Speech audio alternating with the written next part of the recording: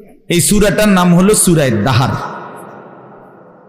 এই সূরার একটা চমৎকার বৈশিষ্ট্য হলো এই সূরার মধ্যে আল্লাহ তাআলা পুরা কোরআনুল কারীমের মধ্যেই আল্লাহ তাআলা জান্নাতের বর্ণনা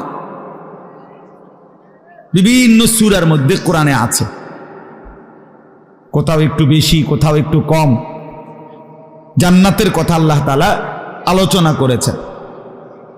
এই সূরার মধ্যে আল্লাহ তাআলা জান্নাতের অসাধারণ বর্ণনা দিয়েছেন, হৃদয়গ্রাহী বর্ণনা, চিত্তাকর্ষক বর্ণনা,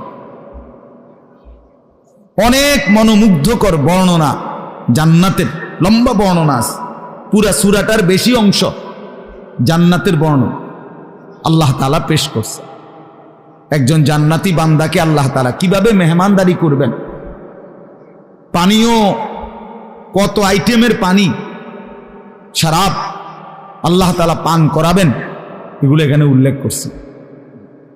বলার ঢং, মেহমানদারির আন্দাজ পাগল হয়ে যাওয়ার কথা। অনেক চমৎকার আল্লাহ তাআলা এখানে উল্লেখ করেছেন। মানে জান্নাতের বর্ণনাটা খুব সুন্দর, হৃদয়গ্রাহী এই সূরার মধ্যে। এটা একটা বৈশিষ্ট্য এই সূরা। রাসূলুল্লাহ সাল্লাল্লাহু আলাইহি ওয়াসাল্লাম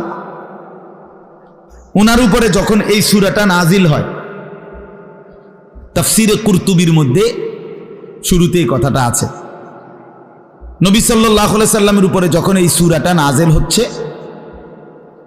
এই সময় রাসূলুল্লাহ সাল্লাল্লাহু আলাইহি সাল্লামের সামনে কয়েকজন সাহাবী বসা ছিলেন। নবীজি সাল্লাল্লাহু আলাইহি সাল্লাম ওনাদের সাথে বিভিন্ন বিষয়াদি নিয়ে কথা বলতেছিলেন। এর মধ্যে নবীজির একদম সামনে একজন সাহাবী বসা ছিলেন। উনি ছিলেন কালো রঙের, ভীষণ কালো, নিগ্রু সাহাবী, হাবশী সাহাবী, রাজুলুন আসওয়াদ। উনি ছিলেন সামনে বসা। উনিও বিভিন্ন কথাবার্তা বলতেছেন, অন্যরাও বলতেছেন। এই টাইমে, এই অবস্থায় আল্লাহ নবী সাল্লাল্লাহু আলাইহি সাল্লামের কাছে হযরত জিবরাইল আলাইহিস সালাম আগমন করলেন। রাসূলুল্লাহ সাল্লাল্লাহু আলাইহি সাল্লামের বৈশিষ্ট্য ছিল, নবী সাল্লাল্লাহু আলাইহি ওয়াসাল্লামের কাছে যখন জিবরাইল আসতেন ওহী নিয়া, এমনিতে নবী সাল্লাল্লাহু আলাইহি সাল্লাম এমনিতেই ছিলেন গোটা কায়নাতের সর্বশ্রেষ্ঠ সুন্দর।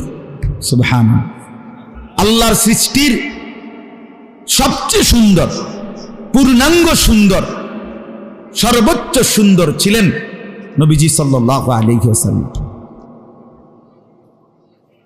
আর যখন ওহী নাজিল হইতো, জিবরাইল